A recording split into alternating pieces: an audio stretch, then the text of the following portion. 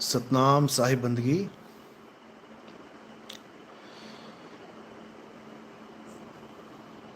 तो परमात्मा की अपार कृपा से,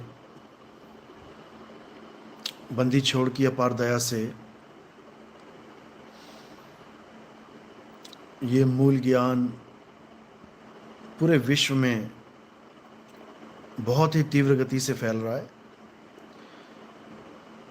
बंदी छोड़ की अपार दया है। जो सैकड़ों फ़ोन आते हैं,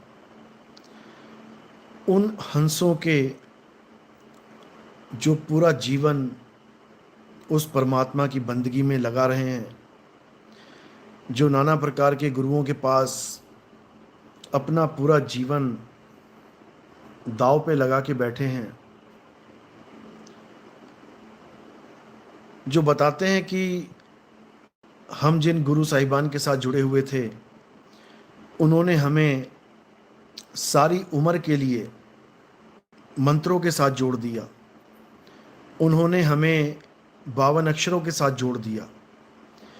उन्होंने हमें इन हिंदी, पंजाबी, उर्दू, फारसी के अक्षरों से जोड़ दिया और हम इन्हीं अक्षरों को जप जप के अपना जीवन बर्बाद करने में लगे थे। तो हमारे सत्संग सुन के जब उनकी विवेक शक्ति बढ़ी, जब जागृति हुई, तब उनको समझ में आया कि हम कहाँ उलझे पड़े थे। तब उन्हें समझ में आया कि जिस परमात्मा को हम पाना चाहते थे मंत्रों के जाप से, ये वो विधि है ही नहीं जिससे परमात्मा की प्राप्ति होती है। परमात्मा किसी मंत्रों का गुलाम नहीं है कि तुम मंत्र जपोगे तो परमात्मा तुम्हारे सामने आके खड़े हो जाएंगे। ऐसा कभी नहीं हो सकता। समझो, परमात्मा को पाना है तो पहले हमें एक भेद प्राप्त करना पड़ेगा। और वो भेद क्या है, उसको भेदी गुरु ही समझा सकता है। बिना भेद प्राप्त किए अगर कोई अपना जीवन परमात्मा को ढूंढने में लगा दे, तो उसका जीवन नाश होना बिल्कुल बिल्कुल बिल्कुल पक्का है।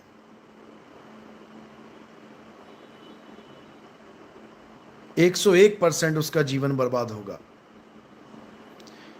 क्योंकि परमात्मा ऐसी कोई वस्तु नहीं है जिसको तुम मंत्रों के द्वारा, यज्ञों के द्वारा, हवन के द्वारा, पूजा पाठ के द्वारा, नदियों में स्नान के द्वारा, तीर्थ स्थानों पे भ्रमण करने के द्वारा, या नदियों के, पर्वतों की परिक्रमा करने से तुम उसको प्राप्त कर पाओ, वो ऐसी वस्तु है ही नहीं। परमात्मा क्या है, इसको समझने के लिए तुम्हें हमारे सत्संग सीरियल वाइज सुनने पड़ेंगे। आप लिखिए नितिन दास सत्संग नंबर 1, नितिन दास सत्संग नंबर 2, नितिन दास सत्संग नंबर 3। ऐसे ही आपके सामने सीरियल वाइज सत्संग आने शुरू हो जाएंगे। 209 सत्संग बनाए हैं मैंने इन अज्ञानी गुरुओं के, इन गुरुआ लोगों के अज्ञान के खिलाफ। कोई भी गुरु आपका है, इससे कोई मतलब नहीं है। आप किसी भी गुरु के शिष्य हैं, कोई बात नहीं। आप केवल कबीर साहब के इस मूल ज्ञान के सत्संग सुनना शुरू कर दें। धीरे धीरे धीरे आपको एक एक बात समझ में आने लग जाएगी। वो गुरु अधूरा है कि पूरा है, उसका ज्ञान आपका कल्याण करेगा कि नहीं करेगा, एक एक बात आपको समझ में आने लग जाएगी। यकीन कर मानो। लेकिन सीरियल वाइज सुनोगे तो हर बात समझ में आएगी। आगे पीछे आज पहला सुन लिया, कल 10वां सुन लिया, फिर 25वां सुन लिया, फिर 30वां सुन लिया, फिर 5वां सुन लिया, ऐसे नहीं। सीरियल वाइज सुनना शुरू करो। तब धीरे धीरे ऐसी जागृति हो जाएगी, जीव ऐसा जाग जाएगा कि उसके बाद कोई भी परमात्मा के नाम पे आपको भरमा नहीं सकेगा। समझ लो। तो इसी को कबीर साहब ने बार बार वाणियों के द्वारा समझाने की कोशिश करी कि अगर इस जगत में परमात्मा को ढूंढने के लिए निकल पड़े तो परमात्मा कभी मिलने वाला नहीं है। परमात्मा किसी जंगल में मंगल में नहीं रहता, वो किसी नदी नालों में नहीं रहता, वो किसी पहाड़ पहाड़ियों पे नहीं रहता। और अगर इस शरीर के अंदर परमात्मा ढूंढने की गलती कर दी तो मेरे भाई इस शरीर में भी परमात्मा नहीं रहता, इस काया में परमात्मा नहीं रहता। त्रिकुटी में, कंठ चक्र में, हृदय में, नाभि में, मूल द्वार में, इस शरीर में परमात्मा नहीं रहता। इस काया में कौन रहता है? इस काया का मालिक। और वो कौन है? वो मन राजा है। इस काया का राजा कौन है? मन। इस काया रूपी महल का राजा कौन है? मन। इसीलिए साहिब कहते हैं, संतों तन खोजा मन पाया। तन खोजा परमात्मा पाया नहीं। परमात्मा को पाने का घट अलग है और मन को पाने का घट अलग है। मन रहता है तन घट में और परमात्मा रहता है आत्म घट में। इसीलिए बोला गया है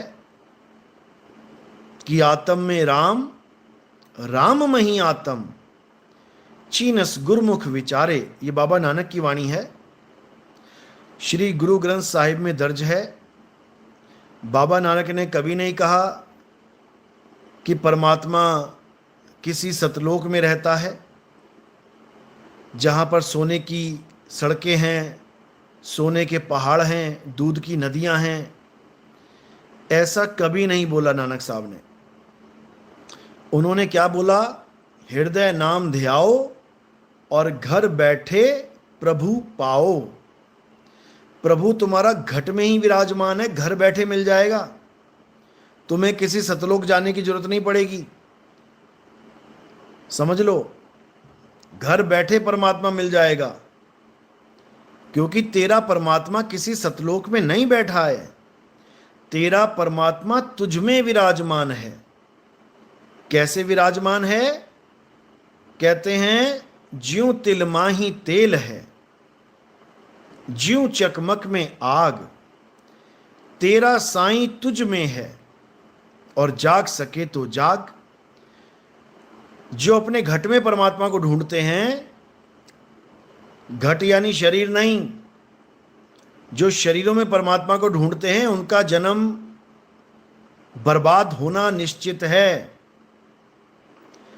जितने भी बाबा लोग ये बोलते हैं कि परमात्मा तुम्हारे शरीर में विराजमान है, ये सब तुम्हें बेवकूफ बना रहे हैं। ये सब तुम्हें अज्ञानता में ढकेल रहे हैं। ये सब तुम्हारे इस अनमोल जन्म को बर्बाद करने का कारण बनेंगे। परमात्मा कभी शरीर में नहीं आता। वो विदेही है, विदेही। विदेही यानी जो काया में नहीं आता, जो स्वयं साक्षात आत्मदेव है।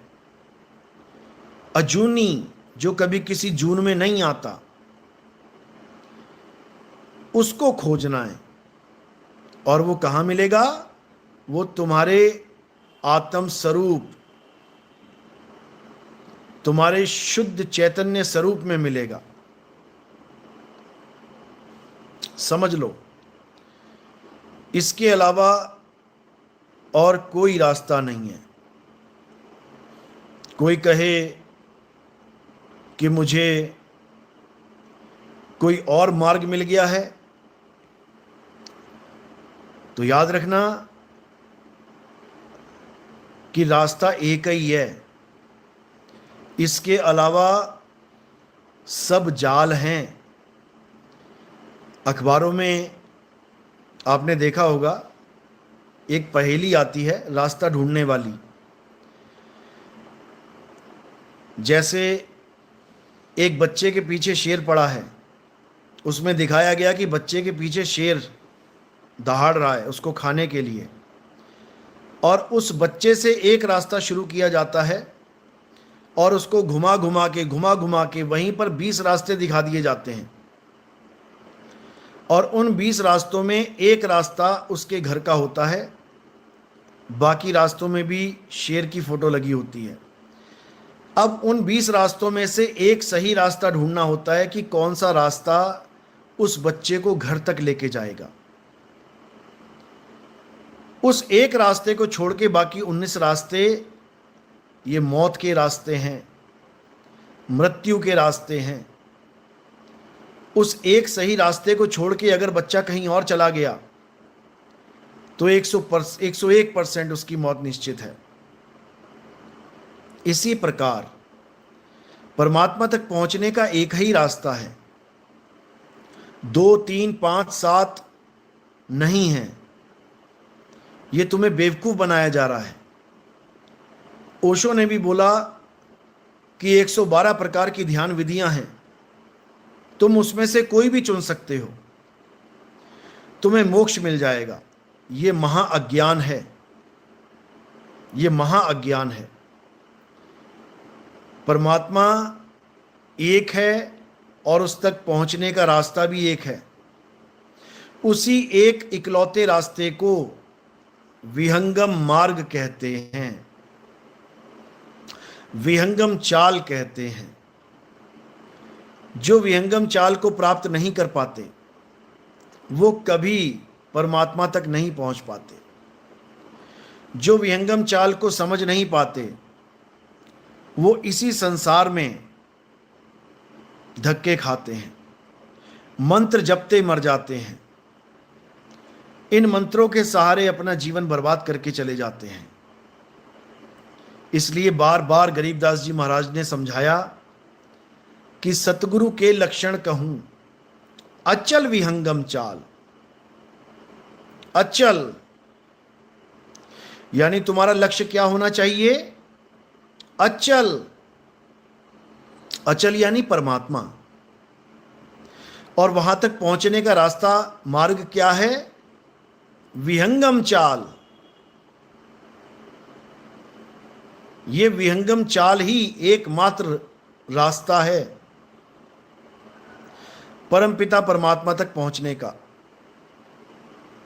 अगर यह विहंगम चाल आपको नहीं समझ में आई तो आप कितना ही भक्ति कर लो, आप कितना ही भजन गा लो, आप कितने ही ग्रंथ रट लो, आप कितने ही श्लोक रट लो, आप कितने ही पोथियां पढ़ लो, कुछ होने वाला नहीं है। एकमात्र मार्ग, पूर्ण संत की चाल विहंगम चाल है। और दुख के साथ कहना पड़ रहा है कि जिन संतों की चाल विहंगम चाल है ही नहीं, वो अपने ग्रंथों में, अपने सत्संगों में विहंगम चाल की महानता बताते नजर आते हैं। आप राधा स्वामी पंथ में देखो, बाहर से देखने में ऐसा लगेगा जैसे इससे बढ़िया कोई पंथ ही नहीं है। Well maintained, well disciplined, everything is just like the diamonds, ऐसा लगेगा कि मानो चमचमाते हीरे हैं, लेकिन जब उन पे घन पड़ेगा तो कांच से भी कच्चे हैं। आप इनका ग्रंथ पढ़ो, एक सफेद कवर वाली इनकी एक किताब है, सार वचन। ये स्वामी जी महाराज की है, राधा स्वामी पंथ में छपी है। आप उस ग्रंथ को उठाइए और पीछे जाके जहां शब्दार्थ हैं वहां पर आप चारों चालों का वर्णन जो इन्होंने किया हुआ है आप उसको पढ़िए। मैं शॉर्ट्स में भेज दूंगा, मेरे पास है, फोटो खींची है मैंने। मैं सत्संग खत्म होने के बाद शॉर्ट्स में डाल दूंगा, आप उसको पढ़ना। उसमें चारों चालों का जिक्र है।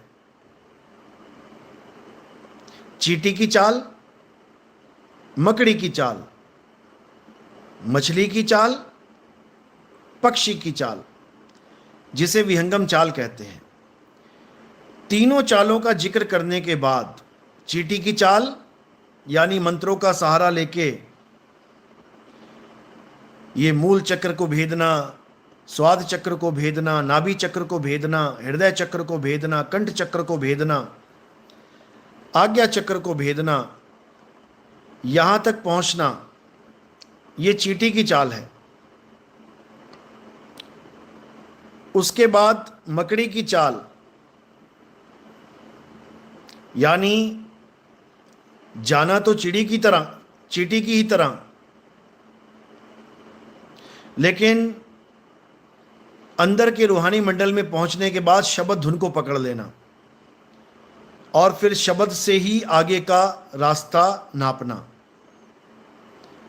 जैसे मकड़ी होती है, शुरू में दीवार पे चढ़ती है चींटी की तरह, लेकिन ऊपर पहुंचते ही जाला बुन लेती है और फिर जब नीचे उतरना होता है तो उसी जाल से एक डोर फेंकती है और उसी से ऊपर जाती है, नीचे जाती है। ये मकड़ी की चाल है। इसमें मंत्र भी जपने पड़ते हैं और कानों में अंगूठा देके शब्द धुन को भी पकड़ना पड़ता है। इन्हीं 5 धुनों को पकड़ना पड़ता है जो काल भगवान की यानी नकली धुनें हैं। घंटे की, शंख की, वीणा की, बांसुरी की, सारंगी की, ये आवाज़ें सब नकली आवाज़ें, इसी में मस्त हो जाते हैं फकीर। तो ये मकड़ी की चाल है। इसके बाद मछली की चाल, जिसमें श्वासों का सहारा लिया जाता है। जैसे मछली पानी के विपरीत छलांग मारती है। अगर 100 फुट से पानी गिर रहा है तो मछली 100 फुट तक चढ़ जाएगी उसी पानी की धार पे, इतनी फास्ट होती है। यानी सूरत को श्वासों के द्वारा चढ़ा देना गगन में, ये मछली की चाल है। लेकिन इन तीनों चालों की व्याख्या करने के बाद क्या बोला कि ये तीनों चाल पूर्ण संत की चाल नहीं है। और उसके बाद जहां विहंगम चाल है, जहां लिखा है इन लोगों ने कि विहंगम मार्ग, विहंगम चाल, वहां क्या लिखा है कि पूर्ण संत की चाल विहंगम चाल होती है।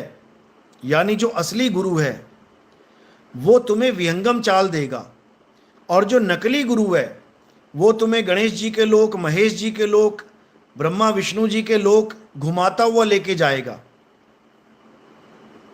जो गुरु तुम्हें ये कह दे कि पहले तुम गणेश जी के लोक में जाओगे, वहां तुम्हें अपनी कमाई देनी पड़ेगी, ऋण उतारना पड़ेगा, फिर ब्रह्मा जी के लोक में जाओगे, फिर विष्णु जी के लोक में जाओगे, वहां तुम्हें अपना ऋण उतारना पड़ेगा, फिर शंकर जी में, फिर माता, मतलब कि जो ऐसा बोल दे समझ जाना वो काल का ही दूत है। वो विहंगम चाल वाला गुरु है ही नहीं। विहंगम चाल का मतलब होता है कि थ्रू प्रॉपर चैनल नहीं जाना पड़ता, नहीं जाना पड़ता। उसमें ना तो कोई गणेश जी आएंगे, ना कोई महेश जी आएंगे, ना कोई ब्रह्मा विष्णु जी, और ना ही कोई दुर्गा जी, और ना ही काल भगवान, और ना ही अक्षर पुरुष का कोई लोक आएगा। ये सब आएगा ही नहीं। ये पूर्ण गुरु की चाल है, विहंगम मार्ग, विहंगम चाल, यानी पक्षी जमीन से उठा और सीधे आसमान पे चला गया। गोली बंदूक से निकली और सीधी निशाने पे लग गई। तीर कमान से निकला और सीधे जाके निशाने पे लग गया। कोई रुकावट नहीं, नहीं रुकेगा बीच में। इसको विहंगम चाल कहते हैं। यानी किसी के पास आपको कहीं नहीं रुकना है, कोई ऋण नहीं उतारना, कोई आपने किसी लोक में नहीं भ्रमण करना, डायरेक्ट सीधे अपने स्वरूप में समा जाना है, अपने सत्य स्वरूप में समा जाना है। इसमें कोई मंत्र जंत्र भी नहीं जपना होता। यह सारा खेल सूरत का है। इसी को नानक साहब ने बोला है, जैसे जल में कमल निरालंब, मुर्गा भी निशाने। मुर्गा भी निशाने, मुर्गा भी पक्षी होता है जो उड़ता है। वो रहता कहाँ है? वो सारा दिन पानी में रहता है, खाता है, पीता है, सब कुछ पानी में, नदी में। और जैसे ही शाम होती है वो सीधे अपने घर उड़ जाता है विहंगम चाल से। ये एक इशारा दिया जा रहा है सूरत के लिए। यानी सूरत कहाँ रहती है? संसार में रहती है, नाशवान संसार में। और जब शाम होती है यानी घर वापसी का समय आता है, यानी अंत समय आता है, तो ये सूरत सीधा निशाना लगाती है अपने सत्य स्वरूप का, जो परमात्मा का असली नाम है, जो परमात्मा का असली स्वरूप है। उसी स्वरूप में समाना है। सूरत समाए शब्द में और वाको काल ना खाए।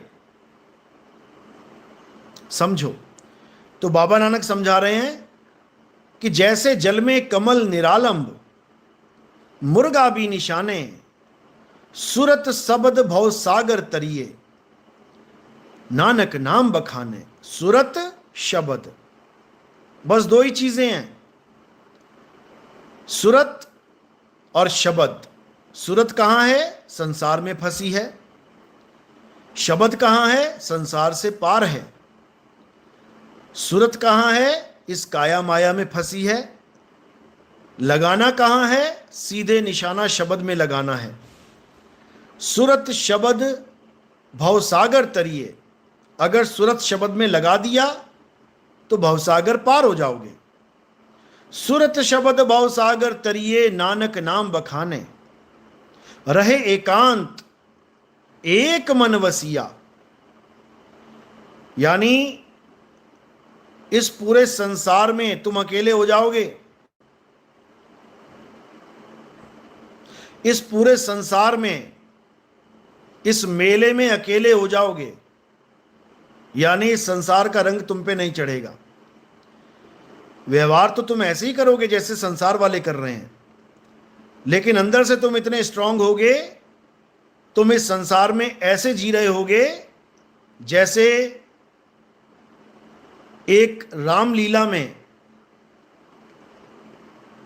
कोई रोल कर रहा हो। तो जब रोने का सीन आएगा तो रोएगा, हंसने का सीन आएगा तो हंसेगा, लेकिन उसको यह ज्ञान होगा कि यह सब एक ड्रामा चल रहा है, यह सब एक नाटक चल रहा है। यानी संसार को नाटक समझ के वो अपना जीवन जिएगा और अपना जीवन जीवों के कल्याण के लिए लगाएगा। तो कह रहे हैं सूरत शब्द भवसागर तरिए, नानक नाम बखाने।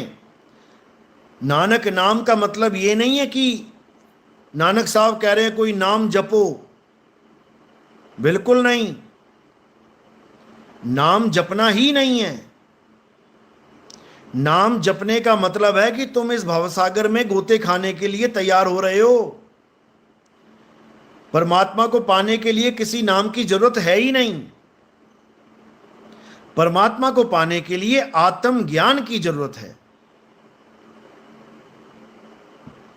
तुम्हें आत्मा का ज्ञान होना चाहिए कि आखिर आत्म तत्व होता क्या है। समझो, कबीर साहब कहते हैं, आत्मज्ञान बिना नर भटके, कभी काबा कभी काशी, जल में मीन प्यासी, और मोहे देखत आवे हांसी।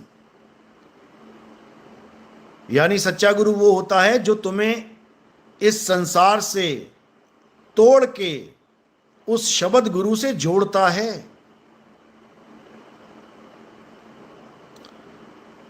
सूरत क्या होती है और शब्द क्या होता है, बस इन दो चीजों का ज्ञान चाहिए आपको। सूरत फंसी संसार में, तासे पड़ गई दूर, और सूरत बांध स्थिर करो, आठों पहर हुजूर। सूरत फंसी संसार में, यानी सूरत का मतलब होता है ध्यान, भटकता हुआ ध्यान। सूरत फंसी संसार में, यानी इस भवसागर में, इस संसार में सूरत फंस गई है, तुम्हारा ध्यान फंस चुका है। और केवल संसार में नहीं, 6 प्रकार की देहों में फंस चुका है। स्थूल सूक्ष्म कारण, महाकारण, कैवल्य, हंस।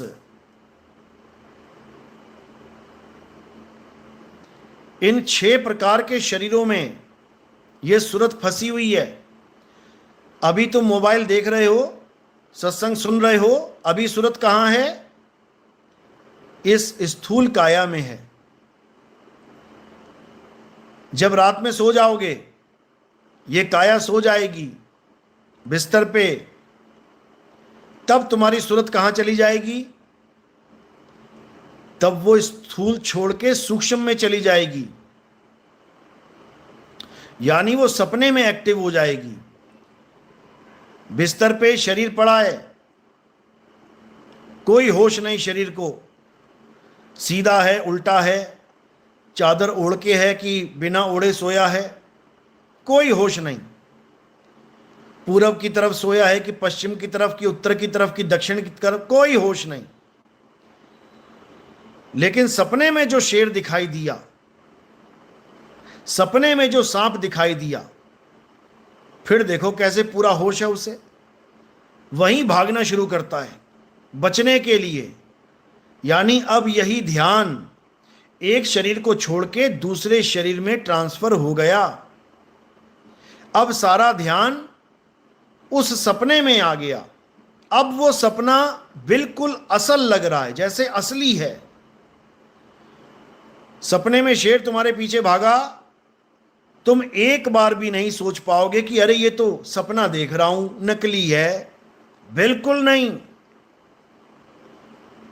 तुम्हारी दौड़ लग जाएगी, भागे भागे फिरोगे।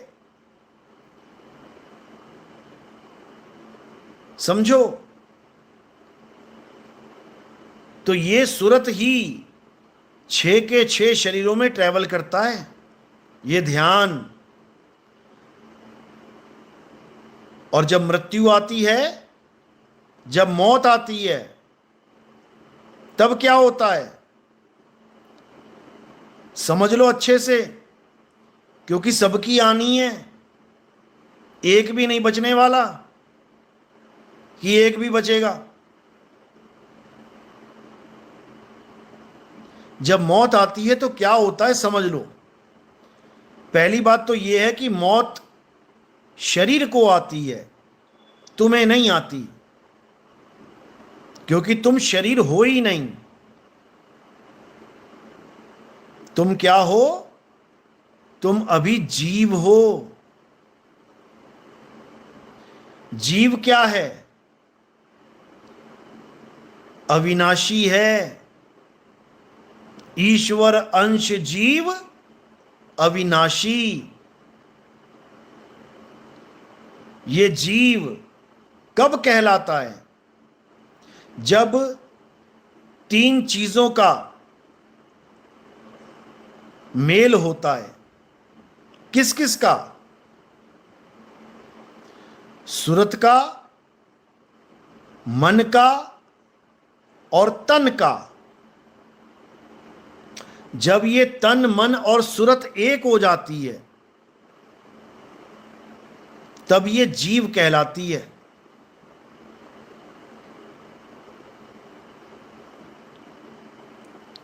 समझो, जब तन और मन अलग हो जाते हैं तो ये सूरत कहलाती है। तन और मन दोनों जड़ हैं, खत्म हो जाएंगे एक दिन, लेकिन सूरत कभी खत्म नहीं होती। सूरत ट्रांसफर होती है। सूरत एक शरीर से दूसरे शरीर में जाती है।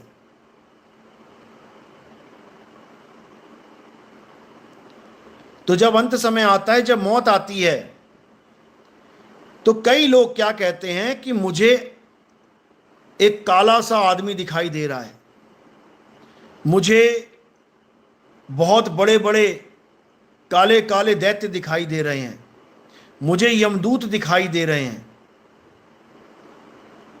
और वो किसी और को दिखाई नहीं दे देंगे, वो केवल उसी को दिखाई देंगे। कोई और साथ में भी खड़ा होगा, पूरा जोर लगा लेगा देखने में, लेकिन उसको नहीं दिखेंगे। क्यों नहीं दिखेंगे? क्योंकि उसकी सूरत स्थूल से सूक्ष्म में ट्रांसफर होने जा रही है। अब स्थूल को छोड़ने का समय आ गया है। अब वो सूक्ष्म में जाने की तैयारी कर रही है। अब जितने भी यमराज यमदूत दिखाई देंगे उसको,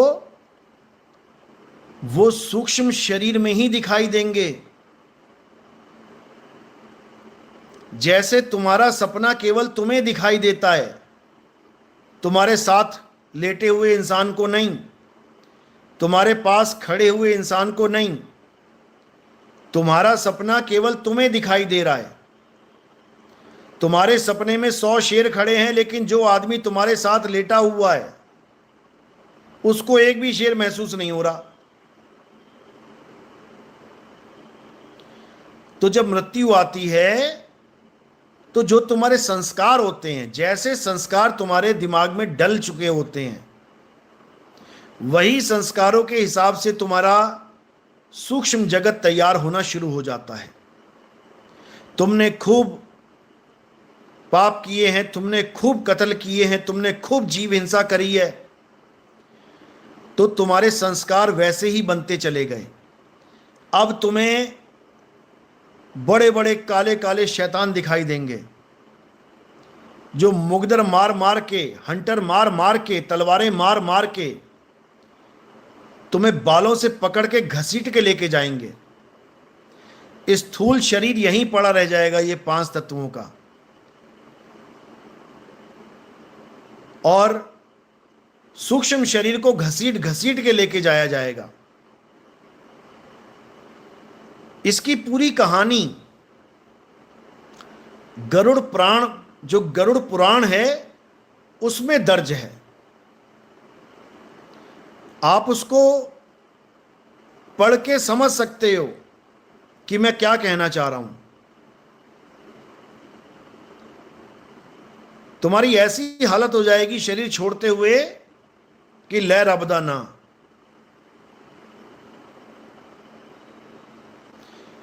सूक्ष्म शरीर में सब कुछ है। जैसा शरीर तुम्हें यह दिखाई दे रहा है, डिट्टो सेम ऐसा ही शरीर सूक्ष्म शरीर होता है। जैसे आपको आपकी मां दिखाई दी, ये धन्नाजीत जी का मैसेज आया है कि सूक्ष्म शरीर में बाल कैसे आ गए। जो सपने तुम देखते हो, क्या उसमें सब गंजे दिखाई देते हैं? तुम्हें सपने में तुम्हारे यार दोस्त दिखाई देते हैं, क्या सब गंजे दिखाई देते हैं? क्या बाल नहीं दिखाई देते? थोड़ी बुद्धि लगा लो, थोड़ा विवेक लगा लो। पहले बात को समझ लिया जाता है कि बताया क्या जा रहा है।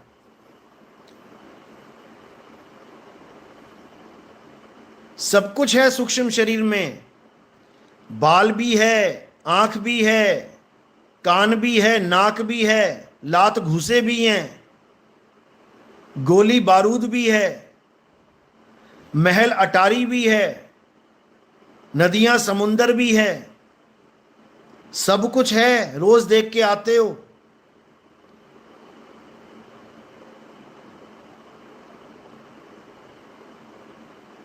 तो यही एकमात्र रास्ता है शरीर छोड़ के जाने का।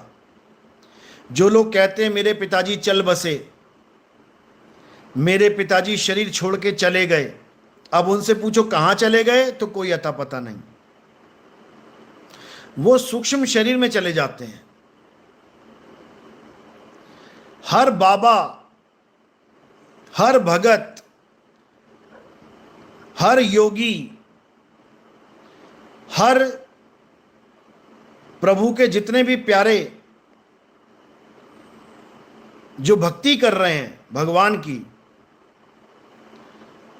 वो यही भक्ति कर रहे हैं स्थूल से सूक्ष्म में जाने की, और फिर सूक्ष्म से कारण में चले जाएंगे, कारण से महाकारण में चले जाएंगे। जिसकी भक्ति बनती जाएगी वो और डीप जाता ही जाएगा, जाता ही जाएगा। तो ये जितने भी शरीर छोड़ के जाएंगे, ये कहां जाएंगे? ये लोकों में जाएंगे। कोई शिवलोक को चला जाएगा, वहां पे शिव जी का तांडव चलेगा, देखेंगे आराम से। जो गणेश जी का पुजारी है वो गणेश जी के लोक में चला जाएगा, जो दुर्गा जी का पुजारी है वो दुर्गा जी के लोक में चला जाएगा, जो ब्रह्म का पुजारी है वो ब्रह्म लोक में चला जाएगा, जो रामपाल जी का पुजारी है वो नकली सतलोक में चला जाएगा, जहां पे बड़े बड़े पहाड़ हैं सोने के, जहां दूध की नदियां हैं, जहां पे सोने की सड़कें हैं। बताओ, सोने की सड़कों पे चलेंगे महाराज हैं? यहां कोई ढंग की सड़क नहीं मिल रही है चलने को, और वहां सोने की सड़कों पे चलेंगे। बताओ, यहां अपने भक्तों को सोना पहनने नहीं दे रहे, कह रहे हैं सारा सोना आश्रम में दे दो हमें, कोई बात नहीं, नौने पौने दाम पे। कई भक्तों के फोन आते हैं कि हमें सोना पहनने को मना कर दिया गया है। पूछो क्यों? कहते हैं सोने में काल घुसा हुआ है। बताओ, इनका काल सोने में घुस गया जाके, मतलब हद ही कर दी है। अरे वो कलयुग है, काल नहीं है, कलयुग। कलयुग का स्थान बताया गया सोने में। काल नहीं, कलियुग, 4 युग में से एक युग। अगर कलयुग सोने में है तो सतयुग कहां है? वो कहां घुसा हुआ है? त्रेता युग कहां घुसा हुआ है? उसका स्थान बताओ। द्वापर युग कहां बैठा हुआ है अभी? उसकी जगह बताओ। कलयुग घुसा दिया तुमने सोने में। बताओ। तो भाई ऐसा नहीं है। अगर सोने में काल बैठा है तो ये रामपाल जी के चेले बोल रहे हैं हम तो भारत को सोने की चिड़िया बना देंगे। ले सोने की चिड़िया बना देगा तो इसका मतलब पूरे भारत में काल घुस जाएगा। सोने में तो काल है, और अगर भारत को सोने की चिड़िया बना दिया तो पूरे भारत में काल घुसा दोगे तुम तो। हद कर दी इन लोगों ने।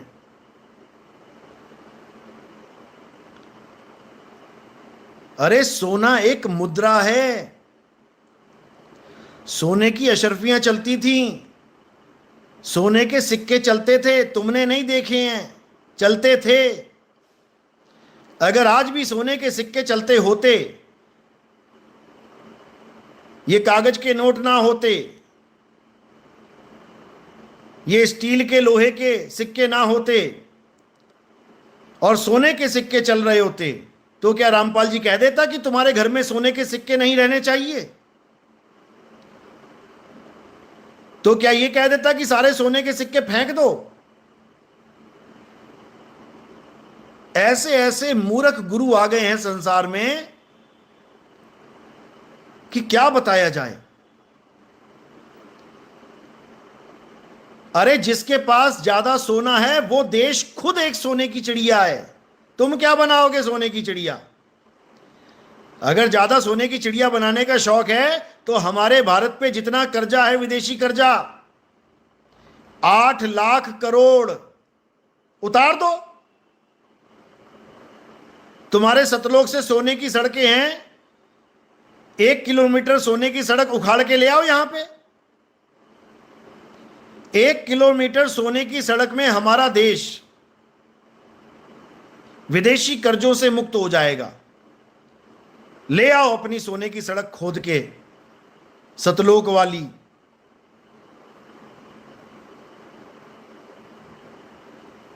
ऐसा मूर्ख बना दिया इन लोगों ने।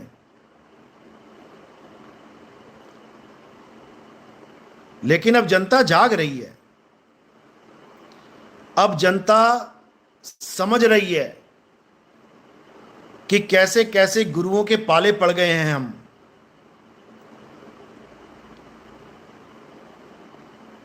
समझो, तो जब मृत्यु आती है तो कई लोग कहते हैं हमें हमारे गुरुजी लेने आ गए।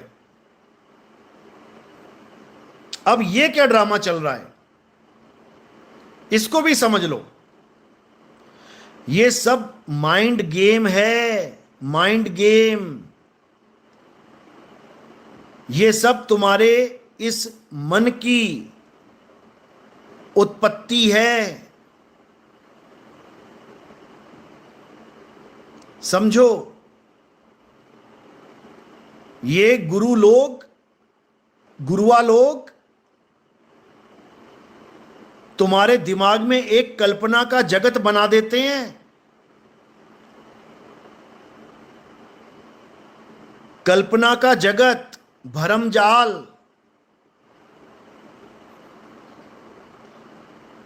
इसी को हेलुसिनेशन कहते हैं। समझ लो, यानी जैसी कहानियां तुम्हें रोज सुनाई जा रही हैं, तुम्हारा दिमाग उसी तरह हरकत करना शुरू कर दे रहा है।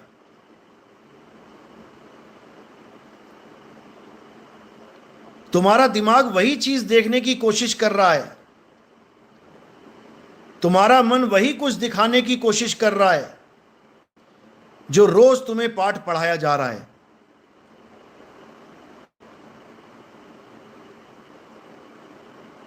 समझ लो,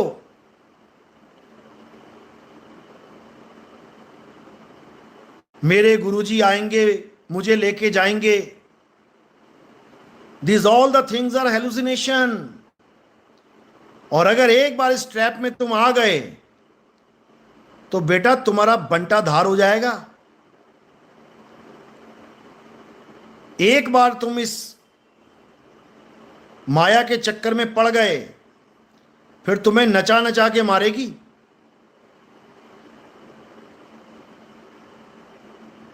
सतगुरु क्या करता है, सतगुरु सारे भ्रमों को तोड़ देता है। यानी जितनी भी कल्पना है कि परमात्मा आदमी जैसा है, परमात्मा औरत जैसा है, परमात्मा सतलोक में बैठा है, परमात्मा अलख लोक में बैठा है, परमात्मा के 1000 करोड़ सूर्य चमक रहे हैं एक एक रोमकूप में, ये सब कल्पनाएं हैं, कल्पना। ये कल्पना जगत स्थापित किया जा रहा है तुम्हारी बुद्धि में, और जब ये संस्कार दिव्य हो जाएगा, यानी पूरा फिट हो जाएगा, तब तुम्हें सूक्ष्म जगत में यही दिखाई देने लग जाएगा।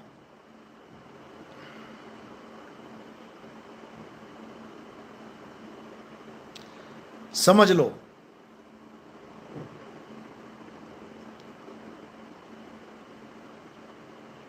तो क्या करना है? इस सारे काया माया के खेल को खत्म कर देना है। यानी इस चीज पे बिल्कुल विश्वास नहीं करना है कि परमात्मा तुमसे भिन्न है, वो परमात्मा तुमसे जुदा है। ये चीज तुम दिमाग से निकाल दो। फकीरों ने बोला है वो शाह कहंदे ओ शाह असा तो वख नहीं, बस वेखण वाली अख नहीं। यानी वो परमात्मा हमसे जुदा नहीं है, बस देखने वाली आंख नहीं है। क्यों? क्योंकि आंख को तो माया दिखाई जा रही है, आंख को तो माया दिखाई जा रही है। तुम्हारे दिमाग में ऐसा गोबर भरा जा रहा है कि तुम सतलोक चलो, वहां बड़े बड़े मकान खाली पड़े हैं, बड़ी बड़ी बिल्डिंगें खाली पड़ी हैं। बताओ, अरे बिल्डिंगें इंसानों ने बनाई है भाई, और अभी बनाई हैं।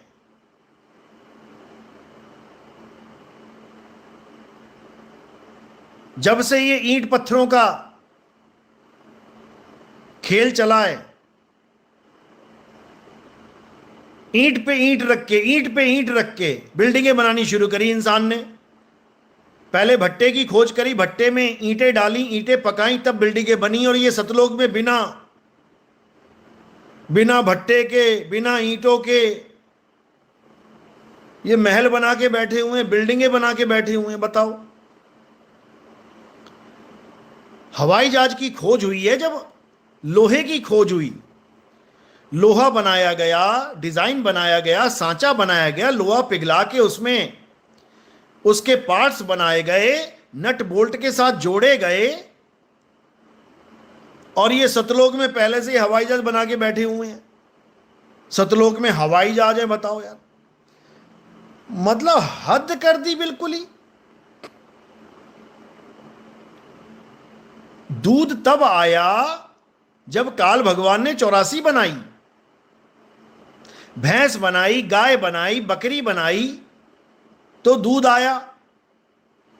और सतलोक में दूध पहले से ही पहुंचा हुआ है। ना गाय, ना भैंस, ना बकरी, दूध पता नहीं कौन दे रहा है वहां पे।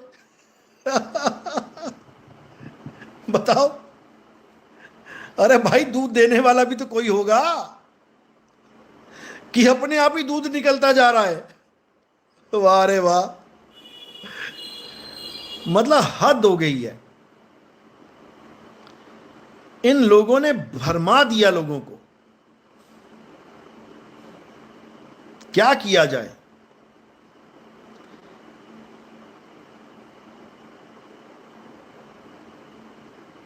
तो क्या करना है समझ लो। इससे पहले कि तुम्हारी मौत आए, तुम्हें ऐसी जगह ढूंढनी है जहां पे तुम्हारी सूरत सूक्ष्म में ना जाके सीधे शब्द में जुड़ जाए। बस, यानी काल के लोक को बाईपास कर देना है। और ये काल का लोक ये कहां है? ये यमलोक कहां है?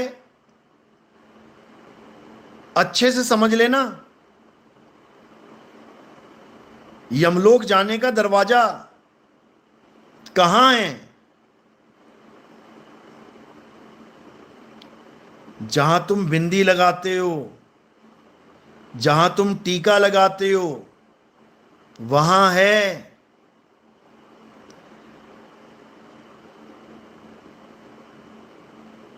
इसी को इंगला पिंगला सुषमना कहते हैं।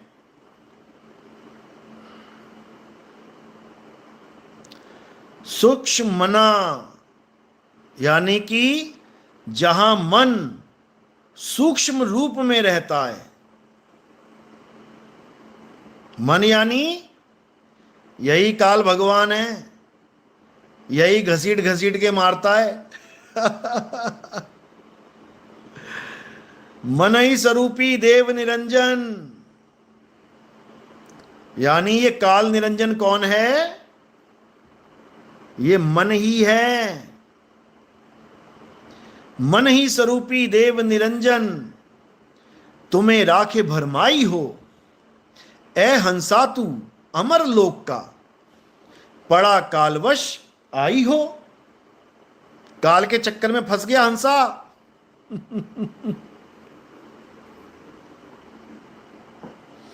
अब निकलने का एक ही रास्ता है, और वो क्या है? इन तंत्रों से, मंत्रों से, जंत्रों से, पूजा पाठ, हवन, यज्ञ, तीर्थ, मूर्त, व्रत, उपवास, सब से किनारा कर लो। हर चीज छोड़ दो। सच्चे दिल से, सच्चे मन से छोड़ दो।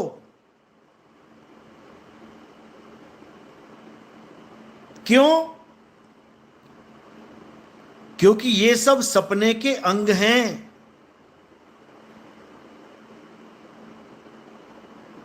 ये सपने के अंग हैं। अगर तुम सपने से बाहर आना चाहते हो,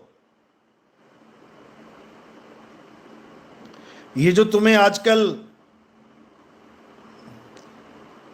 ये वृंदावन वाले पीले पीले बाबा जी जो तुम्हें बड़ी बड़ी बातें सुना रहे हैं ना, कि ये दुनिया एक सपना है, मैं सपने में आया हूं, तुम्हें मैं सपने में मिल रहा हूं, मैं तुम्हें सपने में ज्ञान दे रहा हूं, ये सब हमारी नकल मारी है इन्होंने। ये हमारे सत्संग सुन सुन के डायलॉग आ रहे हैं इन्हें। कहते हैं नकल मारने को अकल की जरूरत होती है। नकल तो मार ली, बोल दिया कि ये सब सपना है, जगत एक सपना है, लेकिन इनसे पूछो सपना छूट गया? क्या सपना छूट गया तुमसे? अरे तुम सपने में मिलने वाले भगवानों को ही सत्य मान बैठे हो। सपने में क्या दिखाई देता है? सपने में सपना ही दिखाई देता है। सपने में शेर दिखाई दिया, सपना ही है। सपने में कुत्ता दिखाई दिया, सपना ही है। सपने में आदमी औरत दिखाई दिए, सपना ही है, झूठ है। सपने में मंदिर, मस्जिद, गुरुद्वारा, चर्च दिखाई दे रहा है, देखो बाहर गलियों में। जगत क्या है? सपना। तो सपने में जो दिख रहा है वो क्या है? सपना। वो सपना ही है। सपने में जो दिख रहा है वो सपना ही है। इतनी बुद्धि बाबा कहां से लेके आएगा? क्योंकि सपने में ही सारे अवतार आए हैं। मत्स्य अवतार सपने में, क्यों? जगत में अवतार आया है, जगत एक सपना है। कुर्म अवतार आया, जगत में एक सपना है। नरसिंह अवतार आए, वराह अवतार आए, राम अवतार आए, कृष्ण अवतार आए, सब सपना है। सपने में दिखने वाली चीज सपना ही है। और सपने में दिखने वाली चीज से अगर तुम मोह कर बैठे तो तुम वापस सपने में ही आओगे। याद रखना इस बात को। बच्चे को कभी उठाओ और बड़ा प्यारा सपना देख रहा हो ना, जिससे दिल लग गया हो बच्चे का, तो क्या कहता? मम्मी सोने दो, सोने दो मुझे। क्यों? क्योंकि सपने में जाना चाहता है दोबारा, सपना ही सच लग रहा है उसे। तो अगर तुम्हें मंदिर से प्यार है तो वापस आने के लिए तैयार रहना। अगर तुम्हें मस्जिद से प्यार है तो वापस आने के लिए तैयार रहना इस संसार में। अगर तुम्हें गुरुद्वारे और चर्च से प्यार हो गया है तो वापस आने के लिए तैयार रहना। अगर तुम्हें अपने माँ बाप भाई बहन किसी से भी प्यार है तो वापस आने के लिए तैयार रहना। यहां तक कि अगर तुम्हें अपने गुरु के शरीर से भी प्यार है तो भाई वापस आने के लिए तैयार रहना। समझ लो। इसीलिए बार बार समझाता हूं कि मुझे शरीर मत मान लेना, गलती से शरीर मत समझ लेना मुझे। जिसने मुझे शरीर समझ लिया, बेटा शरीर में ही आना पड़ेगा। बार बार समझाता हूं मैं, गुरु शरीर नहीं है। गुरु ये 5 तत्व का पुतला नहीं है। अच्छे से समझ लो। इसीलिए इस शरीर का ध्यान नहीं करवाता मैं, जो बाकी बाबा लोग करवाते हैं कि जिस गुरु जी से नाम लिया है उसका ध्यान करो, आंखें बंद करके उस गुरु को याद करो। किसको याद करो? ये चमड़ी खाल बाल को याद करोगे क्या? चमड़ी खाल बाल को याद करोगे तो चमड़ी खाल बाल ही मिलेगा।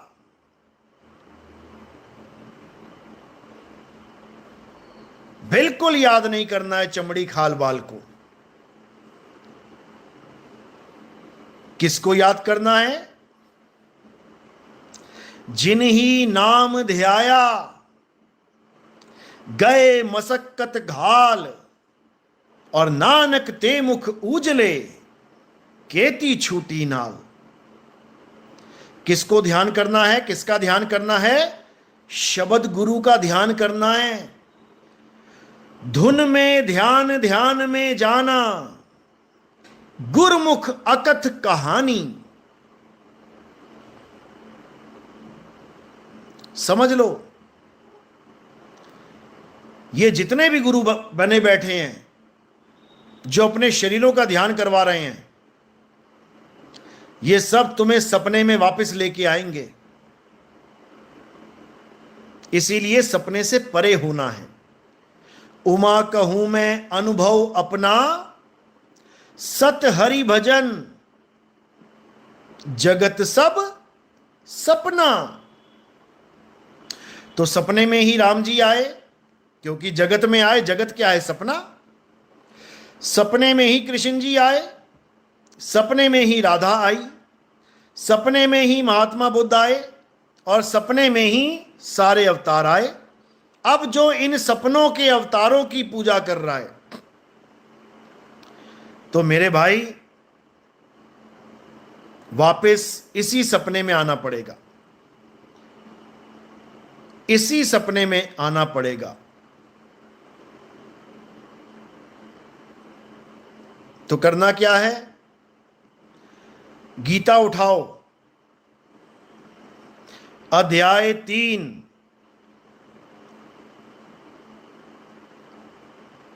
सत्रहवां श्लोक अच्छे से पढ़ो। क्या कह रहे हैं? हे अर्जुन, जो अपनी आत्मा में रमण करते हैं, अपनी आत्मा में, अपने जीव में नहीं, जीवात्मा में नहीं। जीवात्मा को तो ज्ञान समझाया जा रहा है। अर्जुन जीवात्मा है। अर्जुन को बताया जा रहा है कि अपनी आत्मा में रमण कर, जीवात्मा में नहीं। कौन सी आत्मा में? अचल आत्मा में। अचल आत्मा में रमण कर। अध्याय 2, 24वां श्लोक। हे अर्जुन, ये आत्मा अचल है। अडोल है, सदा स्थिर रहने वाली है। इस आत्मा में रमण करना है। ये आत्मा ही सत्य सनातन है।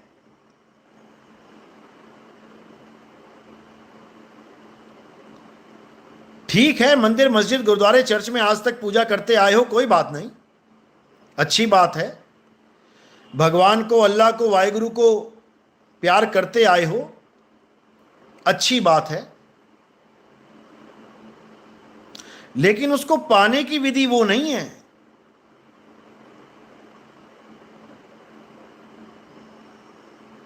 उसको पाने की विधि बिल्कुल अलग है। विहंगम चाल। बिना विहंगम चाल के किसी का कल्याण नहीं हो सकता। और विहंगम चाल का मतलब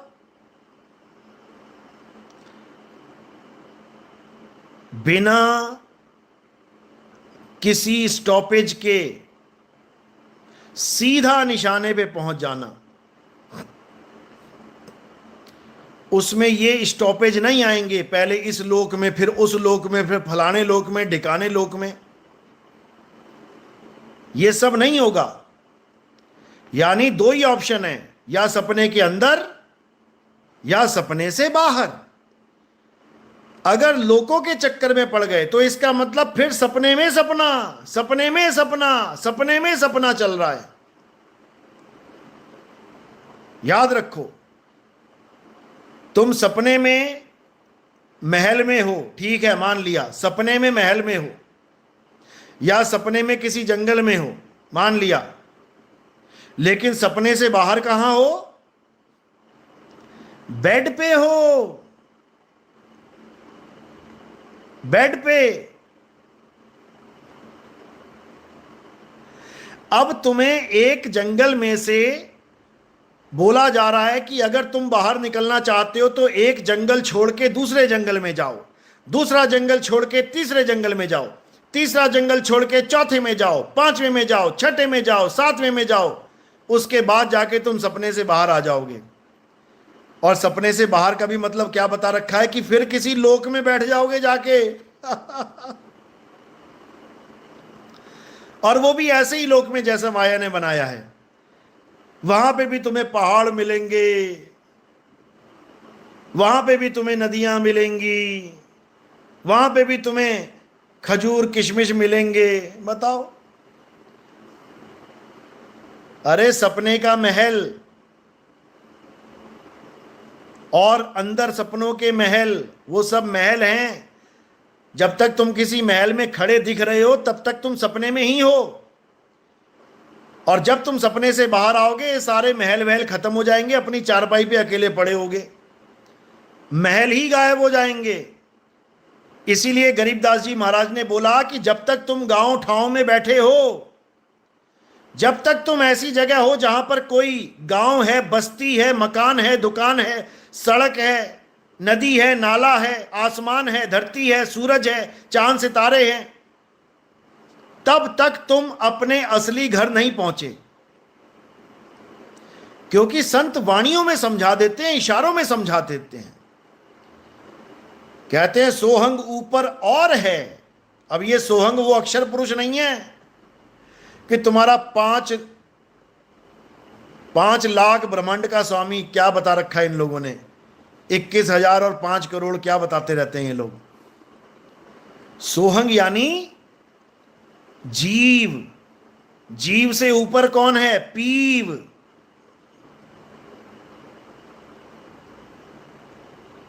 समझो। तो कह रहे हैं सोहंग ऊपर और है, और सोहंग के नीचे कौन है? ओम। ओम सोहंग। ओम यानी काया जो एक दिन नाश हो जाएगी, और सोहंग यानी जीव जिसका कभी नाश नहीं होगा। यही गीता में 3 पुरुष बताए गए हैं, ओम, सोहंग और सत्य। ओम यानी काया, अक्षर पुरुष। अक्षर पुरुष से नीचे कौन सा पुरुष बताया? शर पुरुष। हे अर्जुन, इस दुनिया में 3 प्रकार के पुरुष हैं। एक शर पुरुष है। शर पुरुष तो जीवों के नाशवान शरीर को जानो। गीता प्रेस गोरखपुर में बिल्कुल स्पष्ट लिखा हुआ है, जाके पढ़ो उसको। 3 प्रकार के पुरुष कौन है? हे अर्जुन, शर पुरुष इस नाशवान शरीर को जानो। किसका शरीर? जीवों का शरीर। ये जितने शरीर दिख रहे हैं तुम्हें, ये सब ओम हैं। ओहम काया मरी मरी जाए। और इस काया को कौन चला रहा है? सोहंग जीव।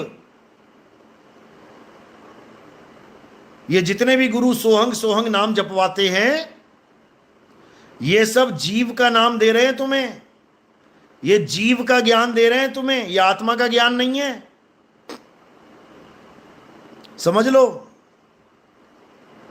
तो कह रहे हैं सोहंग नाम भी पूर्ण नहीं है, सोहंग ऊपर और है। सत सुकरत इक नाम। अब यहां पे सत कबीर क्यों नहीं बोला? जो तुम लोग कहते हो नहीं सत कबीर उनका निज नाम है, असली नाम सत कबीर है, तो यहां सत सोहंग, यहां क्यों सत कबीर नहीं बोला?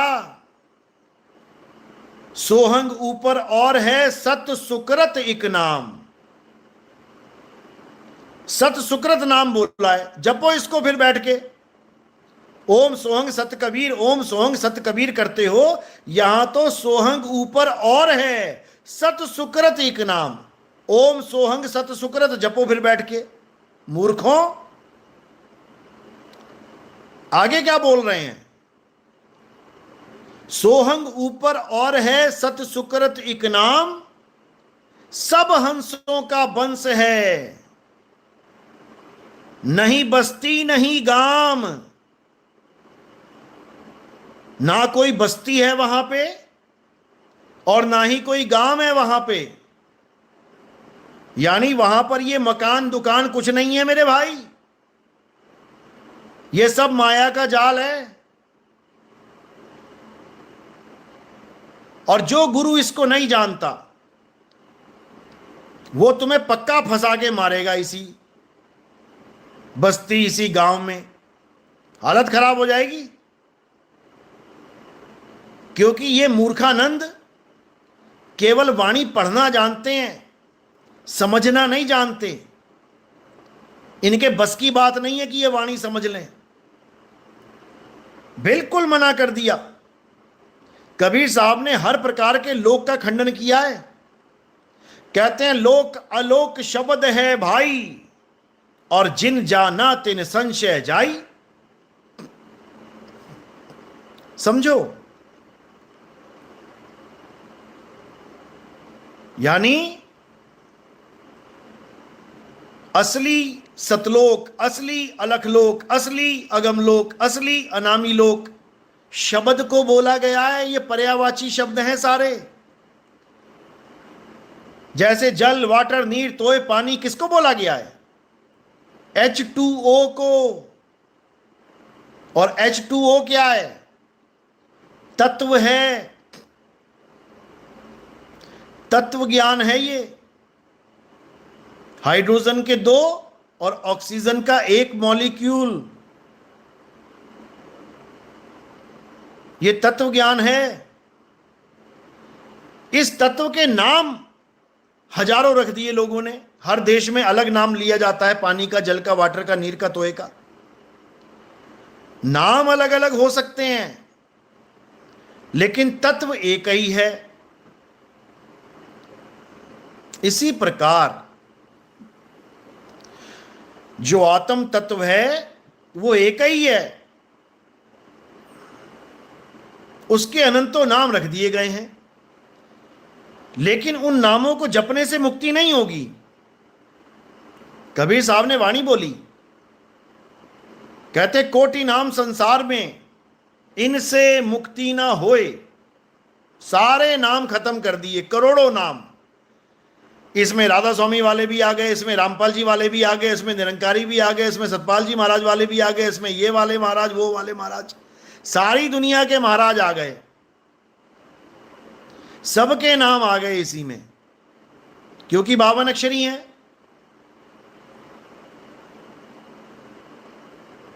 समझो, इन्हीं 52 अक्षरों में राम नाम भी आ गया, इन्हीं 52 अक्षरों में राधे राधे भी आ गया, इन्हीं 52 अक्षरों में अल्लाहू अकबर भी आ गया, इन्हीं 52 अक्षरों में वाहिगुरु वाहिगुरु भी आ गया, इन्हीं 52 अक्षरों में यहोवा यहोवा आ गया। इस दुनिया के जितने भी अक्षर हैं वो सब नाम इसी में आ गए।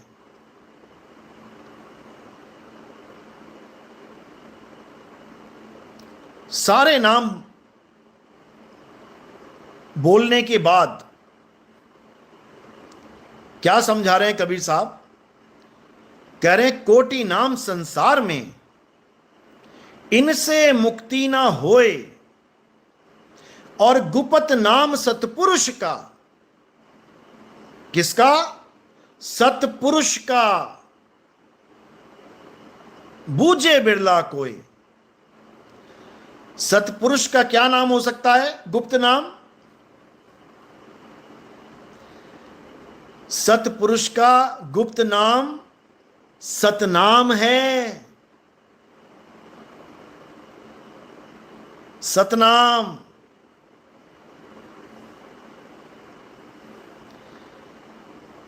उसी को सत्य स्वरूपी नाम कहते हैं। सतनाम, सत्य स्वरूपी नाम। सतनाम ओम सोहंग नहीं है। सतनाम यानी सच्चा नाम किसका होगा? एक तू सच्चा, तेरा नाम सच्चा।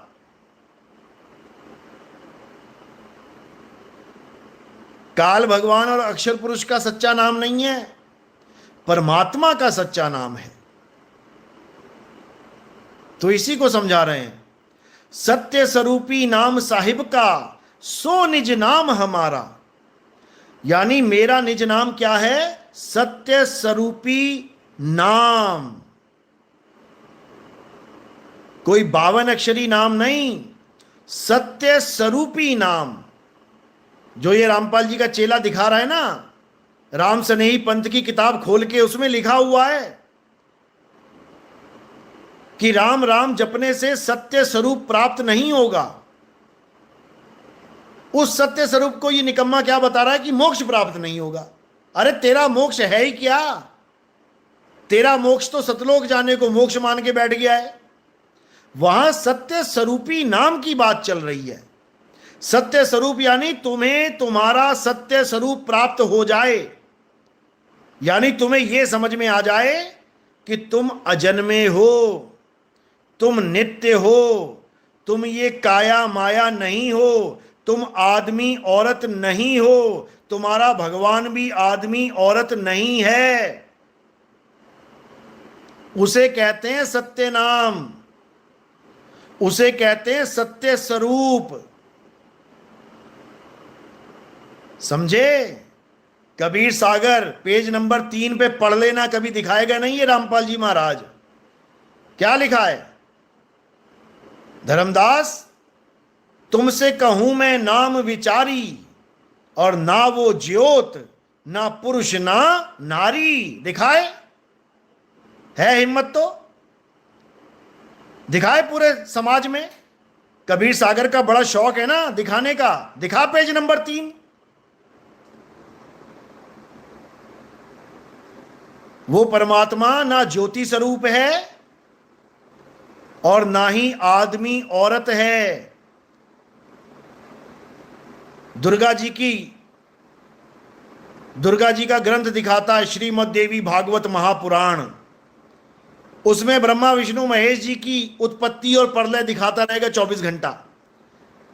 ब्रह्मा जी, विष्णु जी, शंकर जी, ये तीनों दुर्गा जी ने पैदा किए हैं। तीनों को दुर्गा जी संहार कर देती है, वो सारा दिखा देगा। लेकिन ये नहीं दिखाएगा, उसी में छपा हुआ है जिसमें दुर्गा जी कह रही हैं कि सृष्टि के उत्पन्न होने से पहले ना मैं स्त्री हूं, ना मैं पुरुष हूं, और ना ही मैं नपुंसक हूं। है हिम्मत? दिखा जरा। कभी नहीं दिखाएगा ये, क्योंकि इसकी पाखंड की दुकान खत्म हो जाएगी, इसका ड्रामा खत्म हो जाएगा। जो भगवान को आदमी बना के बैठा है, निराकार। गरीबदास जी महाराज जी ने अपनी वाणी में निराकार बोला, निराकार, यानी उसका कोई आकार नहीं है। अब उसका कोई आकार नहीं है तो बोला निराकार, और इसने उसको बदल के कर दिया नराकार, कि आदमी जैसा आकार है उसका। बताओ,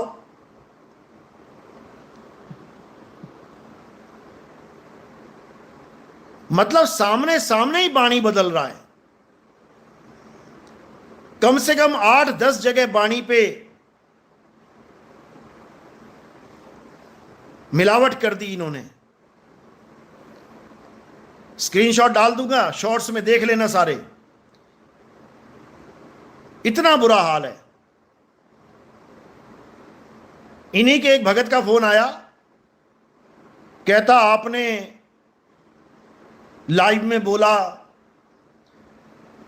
कि बहुत से हिंदू धर्म के ग्रंथों में मिलावट कर दी गई अंग्रेजों के टाइम में, मुगलों के टाइम में, और देवी देवताओं के खिलाफ बहुत अभद्र टिप्पणियां किताबों में की गई। आपने ऐसे कैसे बोल दिया, ऐसे कैसे मिलावट हो गई? अरे तुम्हारा गुरु तुम्हारे सामने मिलावट करके बैठा हुआ है। अभी तो ना मुगलों का टाइम है ना अंग्रेजों का टाइम है। बिना मुगल बिना अंग्रेजों के उसने मिलावट कर दी ग्रंथ में।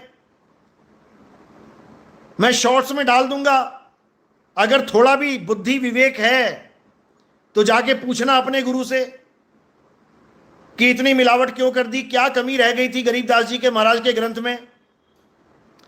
जबकि ये खुद ही बोलता था अपने सत्संगों में कि गरीबदास जी महाराज ने इतना बड़ा ग्रंथ लिख दिया है, ये कैसे लिखा उस छोटे से बालक ने। कबीर साहब ने अपने दिमाग से उसके दिमाग को अटैच कर दिया, यानी जैसे ब्लूटूथ से तुम 1000 MB की फाइल भेज रहे हो तो एक एक बात वही वहां डाउनलोड हो जाएगी। यानी गरीबदास जी महाराज वो लिख रहे हैं जो कबीर साहब उनको लिखवा रहे हैं। अब जब कबीर साहब लिखवा रहे हैं तो उसमें गलती होने का कोई मतलब ही नहीं है कि कोई वाणी में गलती रह जाए या कोई मिस्टेक हो जाए, क्योंकि वो सारा मामला ही ब्लूटूथ वाला है। वो ऐसा तो है नहीं है कि कबीर साहब ने लिख के वाणी बोल दिया हो कि इसको नकल मार लेना तो लिखने में और देखने में कोई मिस्टेक हो जाए।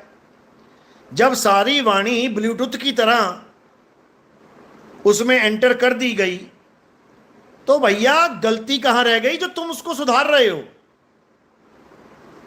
बताओ। तुम सामने सामने मिलावट करने में लगे हो और मैंने कह दिया कि भाई अंग्रेजों के टाइम में, मुगलों के टाइम में इन ग्रंथों में मिलावट की गई है। डरा के, धमका के, मौत की धमकी दे के, गर्दन पे तलवार रख के ब्राह्मणों को बोला गया कि लिखो इसमें जितना गंध लिख सकते हो। तो इसमें कोई हैरान होने वाली बात नहीं है, ये हुआ है। कितने कितने लोगों को जान से मारने की धमकियां दी गई। अरे सिखों का इतिहास भरा पड़ा है, मुगलों के साथ इसीलिए तो टक्कर होती थी उनकी। बताओ, तुम्हारा गुरु तुम्हारी आंखों के सामने मिलावट करेगा और तुम उससे सवाल नहीं कर सकते, और तुम उन ग्रंथों पे उंगली उठा रहे हो जो इतने हजारों साल पुराने हैं। शर्म नहीं आती? तो भाई बुद्धि विवेक जगाओ अपना। ये जीवन बार बार नहीं मिलेगा, ये अनमोल जीवन है। इन गुरुआ लोगों के चक्कर में मारे मत चले जाना। पहली बात तो जो गुरु पाठ के नाम पे पैसा लेता है वो महाअज्ञानी और महापाखंडी गुरु है। पाठ फ्री में होते हैं। कबीर साहब ने किसी से कभी वाणी का, पाठ का पैसा नहीं लिया। गरीबदास जी महाराज ने खुद वाणी लिखी, कभी किसी से पैसे नहीं लिए पाठ का, वाणी का। रविदास जी महाराज की वाणी, कभी उन्होंने पैसा नहीं लिया कि मेरी वाणी पढ़ो और मुझे पैसा दो। अरे इन्होंने तो वाणी भी नहीं लिखी, लिखी भी किसी और ने, और पढ़ पढ़ के पैसा तुमसे ले रहे हैं। 21,000 दे दो, 51,000 दे दो, 1,00,000 दे दो, बताओ। अरे 4 लाइनें तुम लिख देते अपनी, 4 पन्ने ही भर देते अपने, उसी को पढ़ पढ़ के पैसा कमा लेते, तब भी वो जायज पैसा होता कि तेरी वाणी है तो लोग पढ़ रहे हैं, कमा रहा है पैसा। तेरी वाणी नहीं, तूने कुछ लिखा नहीं, और जो वाणी है उसमें भी मिलावट की है, मिलावट करने के बाद फिर पैसा मांग रहा है। बताओ, मिलावट करने के पैसे कमा रहा है। कोई इसको पूछने वाला हो कि मिलावट कैसे कर दी वाणी में।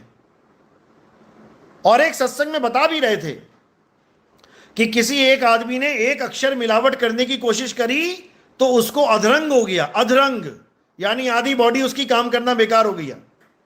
बताओ, और खुद इतनी इतनी मिलावट करके बैठा है, इसीलिए जेल में धक्के खा के आया है, अभी भी नहीं सुधर रहा है। दिक्कत तो यह है, अभी भी माफी मांग लो भाई कि मैंने वाणी में मिलावट करी है, यह प्रूफ है हमारे पास।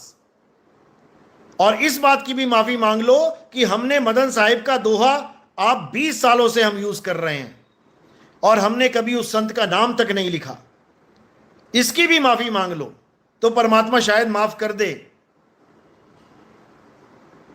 या उस दोहे को हटा दो अपनी ज्ञान गंगा से। ये ज्ञान गंगा नहीं, ज्ञान गंदा है। हटा दो उस दोहे को। जिस संत का तुम नाम तक नहीं छाप सकते, उसका दोहा लिखने का तुम्हें कोई अधिकार नहीं है, समझ लो।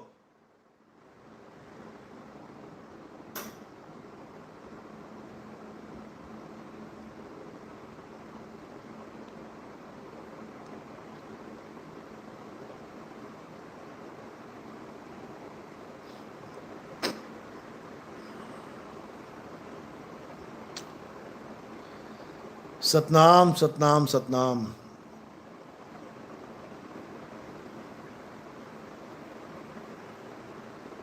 चलो,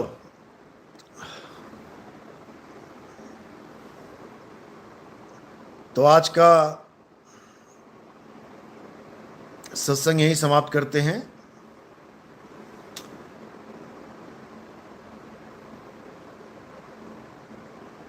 और आसाम में जो बाढ़ आई थी उसमें हमारे भगत पहुंच गए हैं और जो भी सेवा हमसे बन रही है उसको किया जा रहा है। और परमात्मा से यही अरदास करेंगे कि अब ये प्रकृति ऐसे दिन ना दिखाए इस इंसान को कि इसकी और हालत खराब हो। लेकिन इंसान का भी कोई फ़र्ज़ है, इंसान को भी चाहिए कि प्रकृति को नुकसान ना पहुंचाए। अभी भी समय है कि हम सब इस प्रकृति को नष्ट ना करें, नहीं तो गिव एंड टेक पॉलिसी लागू है यहाँ पे। जो करोगे सो भरोगे। प्रकृति का नुकसान सबसे बड़ा नुकसान है, क्योंकि ये पलट के जब वार करती है तो पूरे पूरे गांव साफ करती है। इसलिए अब प्रकृति को प्रेम करना है, प्रकृति को बचाना है, प्रकृति की रक्षा करनी है, ताकि जितने साल हम यहाँ पर जिएं अच्छे से जिएं, भक्तिमय माहौल में जिएं, हाहाकार में ना जिएं। क्या भक्ति करोगे? मकान दुकान ही उजड़ जाएगा तो क्या भक्ति करोगे? तो इसलिए जहां पर भी कोई जंगल काटने का आदेश होता है, कहीं पर भी जो गैर कानूनी खनन चलते हैं, ये सब अब रुकने चाहिए। पहाड़ों की कटाई चलती रहती है, ये सब रुकना चाहिए। ये अगर अभी भी नहीं रोका गया तो मेरे भाई आने वाला समय बहुत बहुत खतरनाक है। अब हमें रीसेट बटन दबाना चाहिए, क्योंकि प्रकृति अब उस मोड़ पे खड़ी है जहां पे अब आगे तबाही ही तबाही है। जब मोबाइल पूरा भर जाता है और मदरबोर्ड को खतरा हो जाता है तो भाई साहब बहुत सा मैटर डिलीट करना, इसी में समझदारी होती है। और मैं तो चाहता हूं कि रीसेट बटन दबा दिया जाए, यानी अब शुरुआत से शुरुआत करते हैं, यानी अब बिल्कुल प्राकृतिक मोड में आ जाते हैं। ठीक है, ज़माना मोबाइल का है, लैपटॉप का है, कोई बात नहीं, टेक्नोलॉजी भी रखेंगे साथ में, लेकिन जहां तक हो सके पर्यावरण को बचाना है, पर्यावरण का नाश होने से रोकना है। ये जितनी मिलावट का खाना पीना चल रहा है, जितना ये खेती बाड़ी में जहर चल रहा है, ये सब अब खत्म करना है। और अगर अभी भी होश नहीं आया तो भाई साहब डारें की डारें मरेंगी, लाइन लगेगी लाशों की, समझ लो। तो इसलिए धीरे धीरे अब वापस रीसेट बटन दबाना शुरू करो। और बहुत तरक्की कर ली, इससे ज़्यादा नहीं चाहिए हमें, इससे ज़्यादा तरक्की नहीं चाहिए हमें, क्योंकि इससे ज़्यादा तरक्की करोगे तो मारे जाओगे। बहुत तरक्की कर ली, बहुत है, इतना बहुत है। बैठे बैठे माँ बाप के चेहरे देख रहे हैं, बैठे बैठे भाई बहन के चेहरे देख रहे हैं, बैठे बैठे बातें कर रहे हैं, पूरी दुनिया में मैसेज पहुंचा रहे हैं। इतना बहुत है मेरे भाई, इतना बहुत है। नहीं तो आगे इंसान खत्म हो जाएंगे, रोबोट ही रोबोट दिखाई देंगे गली गली में। ये रोबोटिक दुनिया नहीं चाहिए हमें, इंसानों की बसी हुई दुनिया चाहिए। तो रीसेट का बटन दबाओ और प्राकृतिक हो जाओ। साहिब बंदगी सतनाम, जय बंदी छोड़ की, जय सतनाम।